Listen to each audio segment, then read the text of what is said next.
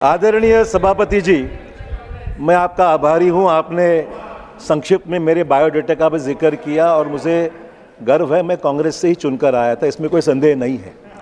अध्यक्ष महोदय, आज मैं आदरणीय राष्ट्रपति जी ने जो दोनों संसदों के सदस्यों को जो संबोधित किया था, उसके आभार प्रस्ताव पर वहाँ पर समर्थन में यहाँ पर मेरे चंद विचार रखने के लिए यहाँ पर खड़ा हूँ। अध्यक्ष महोदय, आगे बढ़ने से पहले जो महत्वपूर्ण बातें हैं जिस पर इस सभागृह में चर्चा हुई है, उस पर मैं कुछ रोशनी डालने की मेरी मनोकामना है और मैं यहाँ पर कुछ बोलना चाहूँगा। आपने एक बहुत ज़रूरी बात इस सभागृह में परसों कही कि हर चीज़ जो इस सभागृह में इस हाउस में कही जाती है, उसका ऑथेंटिकेशन के बारे में कुछ आपने जिक्र किया कि जो भी बातें होती हैं वो जिम्मेदारी के साथ कि पूरे विश्व में, पूरे देश में इसको देखा जाता है और आम आदमी जो इस सभागृह में बातें होती है उसको बड़ी संजीदगी से सोचता है कि यहाँ जो भी बोला जाता है उसमें ऑथेंटिसिटी है, सच्चाई है और हम सबकी जिम्मेदारी, भले हमें प्रोटेक्शन मिलता है इस हाउस में, पर जो भी हम कहें इसको कहीं पर सच्चाई का, ऑथेंटिकेशन का, उसका बैकिंग होना चाहिए। ये बहुत अहम बात आपने यहाँ पर कही है। सभापति महोदय, आप जानते हैं कि आजकल नैरेटिव का ज़माना है, चाहे वो नैरेटिव सच हो या झूठ हो, काम का और विकास का और कॉन्स्टिट्यूंसी के वोटर्स का कुछ संबंध रहा है या नहीं रहा है, ये हर मेंबर यहाँ देखता है कि उनका क्या अनुभव रहा है। पर बात तो ये है कि एक बार एक नैरेटिव सेट हो जाए, वो चाहे वो सच हो या गलत हो, उस नैरेटिव के हिसाब से ही बातें आगे चलती है। उसमें फिर कहीं सक्सेस मिलता है, कभी आदमी हार जाता है। मैं ये बयान करना चाहूँगा कि संविधान के बारे में जो बातें इस चुनाव में हुई है, वो सरासर एक गलत नैरेटिव इस देश में सेट किया गया। भाजपा इस संविधान को बदलना चाहती है और उसके जरिए देश में कई चीज़, इसलिए बहुमत की तरफ मांग हो रही है। इस बात को पूरे देश में एक नैरेटिव सेट हो गया था। सभापति महोदय, एक तो कई मेंबर्स ने बातों को यहाँ पर बताया कि सच्चाई इसमें बिल्कुल नहीं थी, पॉलिटिकल चीज़ें, भाषण तो ज़रूर हुए हैं, पर मैं ज़रूर कहना चाहूँगा कि 1973 के केशवानंद भारती केस में एक लैंडमार्क जजमेंट जो सुप्रीम कोर्ट ने बिल्कुल साफ तौर पे कुछ चीज़ें कही थी। ये केशवानंद भारती केस में 13 जजेस के मेजॉरिटी से 13 जजेस की जजमेंट है, जिसमें बहुमत से ये सुप्रीम कोर्ट ने कहा था कि the basic structure doctrine of the constitution which holds that certain fundamental features of the constitution such as democracy, secularism, federalism and rule of law cannot be amended by parliament. The significance of the Keshavananda Bharati case lies in the fact that it established the doctrine of basic structure of the Indian constitution. The basic structure doctrine holds that certain fundamental features of the constitution such as the supremacy of the constitution, the rule of law and the independence of the judiciary cannot be amended or abrogated by the parliament through a constitutional amendment. सभापति महोदय, इसका एक बहुत महत्वपूर्ण अर्थ है। इस बात को नैरेटिव सेट होता है तब उसकी भी कुछ मालूमात, मैं समझता हूँ प्रधानमंत्री ने भी इलेक्शन के दौरान इस पर काफ़ी चर्चा भी हुई, सच्चाई सफाई वह देने की कोशिश की, इसमें बिल्कुल सच्चाई नहीं है, पर एक नैरेटिव बन गया था जिसके तहत देश में अलग अलग मत प्रवाह बन गए थे। तो सभापति महोदय, हमें लगता है कि कुछ चीज़ें कानून के दायरे में जो आई है, सुप्रीम कोर्ट में जिसका जिक्र हुआ है, वो सच्चाई भी लोगों के सामने आना ज़रूरी है। सभापति महोदय, दूसरी बातें कल इस हाउस में हुई, जैसे हमारे संसद के परिसर में स्थित कई महापुरुषों की मूर्तियां हटाने की बातों पर यहाँ पर काफ़ी बवाल उठा है। अध्यक्ष महोदय, सभापति महोदय, आप सब जानते हैं कि छत्रपति शिवाजी महाराज हो, माँ जिजाऊ हो, बाबा साहब अम्बेडकर जी हो, महात्मा ज्योतिबा फुले जी हो, अहिल्या देवी होलकर हो और संत महंतों के बारे में हमारे देश में सर्वोच्च विचार है, आदर से इनके नाम लिए जाते हैं और इनके विचारों पे, तत्वों पे चलने वाला हमारा देश है, अक्रॉस पार्टी लाइंस। इसमें कोई दो राह नहीं है कि इधर कुछ और सोचते हैं उधर कुछ और, ऐसी बात ही नहीं है। और अध्यक्ष में सबसे इंपॉर्टेंट बात यह है, इस हाउस में संसदीय कार्य मंत्री ने बयान दिया है, उन्होंने स्पष्ट किया है कि ये मूर्तियाँ हटाई नहीं जाएंगी, बल्कि वहाँ एक सुंदर स्थल अलग बनाकर उसको ऐसी जगह पर हम लोग लगाएंगे ताकि हर व्यक्ति इन महापुरुषों के सामने नमन करके ही हाउस में जा सके। ऐसे स्थल पर वहाँ पर चल रहा है। देखिए सर, ऐसा है, आप मुझे सर मुझे प्रोटेक्शन दीजिए कि मैं अपने विचार यहाँ रख सकूँ। मेरा ये What is this? सभापति महोदय, I would सभापति महोदय, मैं आपसे प्रोटेक्शन चाहता हूं। जब इस हाउस में संसदीय कार्य मंत्री एक बयान देता है, वो उसका हक से उसका रिकॉर्ड पे चले जाता है। आपने खुद में जाकर इस चीज को देखा है। तो सवाल ऐसा है कि हाउस में दिया हुआ जो यहाँ पर हाउस में यहाँ जो स्टेटमेंट किया गया है, उसका कोई महत्व है, रिकॉर्ड पर है, और जो बातें हाउस में की जाती है उसको बाहर जाके अलग से सरकार नहीं कर सकती है। It is commitment to the house. ये प्रिविलेज मोशन हो सकता है।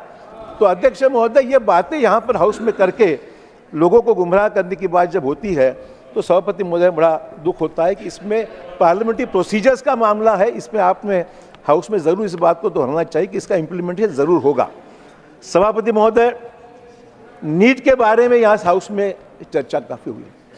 मुझे बताइए, हाउस के सदनों के दोनों हिस्से में इसके बारे में किसी का दो मत नहीं है कि इस पर तहकीकात होनी चाहिए, एक्शन होना चाहिए, ये सिस्टम पारदर्शक होनी चाहिए, और चाहे वो नीट की परीक्षाएं हो या और भी कोई कॉम्पिटिटिव एग्जामिनेशन हो, उसके परीक्षाओं के बारे में सिस्टम में बदलाव लाने की ज़रूरत है। मैं देवेगौड़ा साहब का यहाँ जिक्र ज़रूर करना चाहूँगा, जिसके उन्होंने समर्थन में कहा कि जब तक सीबीआई इंक्वायरी की पूरी मालूमात आती नहीं है, तब तक इसमें कोई अलग से भूमिका लेना ज़रूरी नहीं, और दैट इन्वेस्टिगेशन द प्रोग्रेस में है।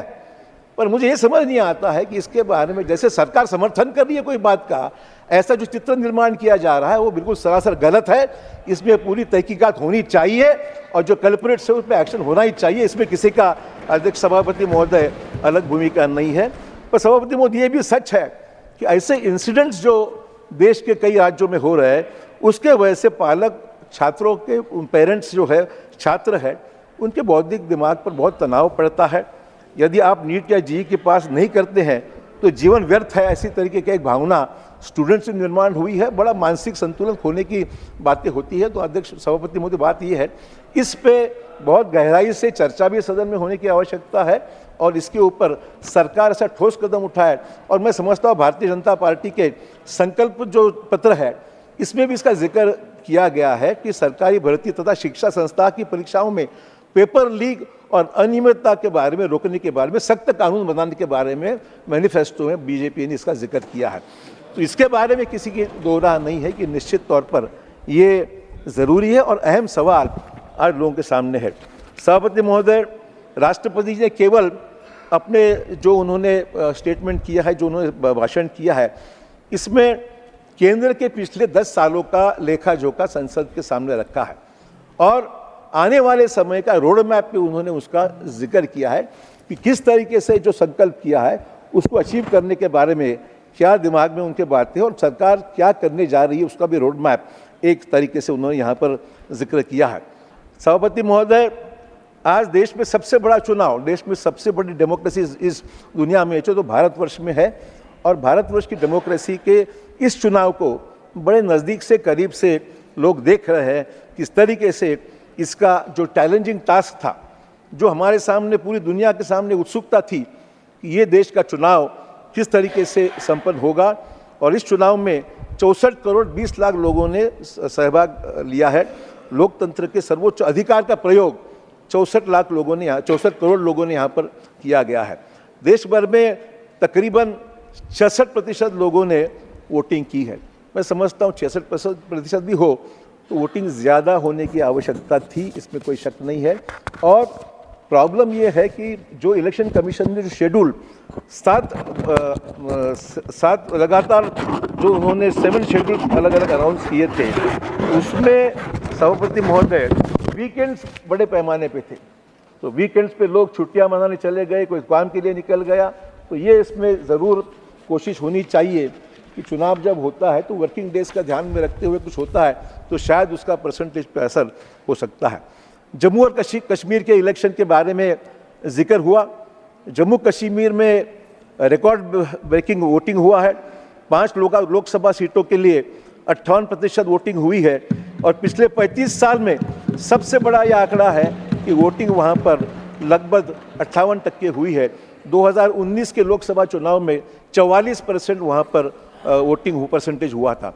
तो मैं समझता हूँ कि ये जो 14% का अधिक वृद्धि हुई है और लोगों का कश्मीर के विकास में मोदी सरकार ने द्वारा जो विभिन्न फैसले लिए हैं उसका ये प्रमाण बताता है कि लोग उस पर खुलकर इसमें आज वोटिंग के लिए निकल पड़े। रिजल्ट कुछ भी आए हो पर निश्चित तौर पर वोटिंग के लिए लोग वहाँ पर बाहर निकले हैं।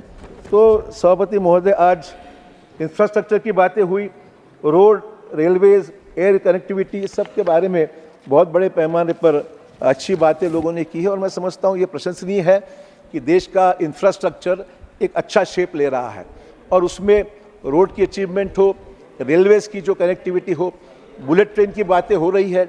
हमारी अपेक्षा यही है कि राज्य के पिछड़े हुए हिस्सों में हमको ये कनेक्टिविटी बढ़ाने की आवश्यकता है। बुलेट ट्रेन की आवश्यकता निश्चित तौर पर है और इसमें एयर कनेक्टिविटी जो उड़ान के स्कीम के तहत जो हर देश के हर ज़िलों में मिल रही है आजकल, वो ऐसे ज़िलों में भी मिले ताकि उनको राज्य के कैपिटल से जोड़ा जाए। मैं समझता हूँ महाराष्ट्र एक ऐसा राज्य है जो कई ज़िले मुंबई से अभी जुड़ने रहे कि मुंबई में उनको स्लॉट नहीं मिल रहा है, जगह नहीं मिल रही है और जगह नहीं मिलने के कारण मुंबई जैसे शहर से कनेक्टिविटी राज्यों की मिलने में बड़ी दिक्कत होती है। तो हमारी ये रिक्वेस्ट है कि सरकार इस पर ध्यान दे। ड्रोन का इस्तेमाल बड़े पैमाने में देश में करने की मंशा प्राइम मिनिस्टर ने रखी है। मैं समझता हूँ नमो ड्रोन दीदी योजना जो बनाई गई है उसके द्वारा बड़े पैमाने पर खास करके महिलाओं को निश्चित तौर पर रोजगार देने की बातें सभापति महोदय इसमें की गई है।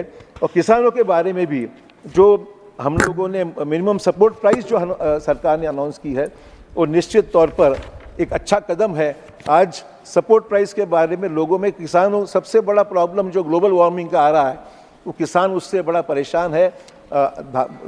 किसानों के उपज के दाम कम ज़्यादा होते रहते हैं और इसलिए एमएसपी जो है वो मैं समझता हूँ 10 सालों में एमएसपी 65 से 185% तक बढ़ोतरी एमएसपी की हुई है। ये खास तौर पर रिकॉर्ड पे मैं रखना चाहूँगा, जिसके वजह से किसानों अन्य शिकायतें हैं, किसानों की आत्महत्या अभी भी है, उसमें कोई संख्या नहीं है, पर एमएसपी का ये बहुत बड़ा काम इसमें हुआ है, जिसके वजह से मैं समझता हूँ ये कामों में ध्यान देने की आवश्यकता है। और ये प्रधानमंत्री सूर्योदय योजना के तहत भी जो मकान मिलने वाले हैं, जिसमें आम आदमी को, गरीब आदमी को इस ऊर्जा को कोई पैसे देने की आवश्यकता नहीं है, मुफ्त में मकान की बिजली का भी सुविधा इस सोलर हाउसिंग के जरिए अध्यक्ष महोदय हुई है। तो मैं समझता हूँ अध्यक्ष महोदय चंद चीज़ों वक्त की कमी के कारण मैं ज़्यादा यहाँ पर कहना नहीं चाहूँगा। मेरे को सिर्फ इतना ही कहना है कि अभी जो भी चीज़ें यहाँ पर कही गई है उसमें उतना ही मुझे कहना है कि कल हमारे कुछ सदस्य यहाँ पर जिक्र कर रहे थे, हमारे आम आदमी पार्टी के एक सदस्य ने यहाँ पर जिक्र किया कि यहाँ हार हुई है, वहाँ हार हुई है, वहाँ हार हुई है। हमारे एक सदस्य ने कहा कि नांदेड़ में भी हार हुई है, इसमें जिक्र किया। खास करके रुचि हमारे नांदेड़ में रखने वाले काफ़ी लोग हैं, मुझे पता है। तो ये जिक्र करते करते अध्यक्ष महोदय इसका जिक्र इसलिए मैं इतना भी कहना चाहूँगा, जब महाराष्ट्र में सीटें कहीं नहीं आई थी उस वक्त नांदेड़ की भी सीट आई थी और हिंगोली की भी सीट आई थी, कांग्रेस की आई थी, और वो सीट लाने में मेरा छोटा सा हिस्सा ज़रूर होगा। ये विनम्रता से मैं कहना चाहूँगा कि ये भी हमने जहाँ भी था ईमानदारी से काम किया है और सीटें लाई है। और ऐसे भी कुछ सदस्य हैं जिनके ज़िलों में अभी वहाँ पर पंचायत समिति और जिला परिषद के मेंबर नहीं आ सके हैं। ये स्थिति हर कोई ज़िलों में दिखाई देती है। मुझे कोई व्यक्तिगत तौर पे कहना नहीं है, पर जब जिक्र हुआ इसलिए मैं सफाई यहाँ पर कहना चाहूँगा। तो मैं सभापति मंच में इतना ही कहना चाहूँगा, जीत पर कभी अहंकार नहीं किया, जीत पे कभी अहंकार नहीं किया, किसी हार पर कभी रोया नहीं, लेकिन हर हार के बाद मैं चैन से कभी बैठा नहीं। अध्यक्ष, ये मैं कहना चाहूँगा। तो मैं आपसे आभारी हूँ। वक्त थोड़ा सा कम था पर आपने इजाज़त दी, इसके लिए धन्यवाद। नमस्कार।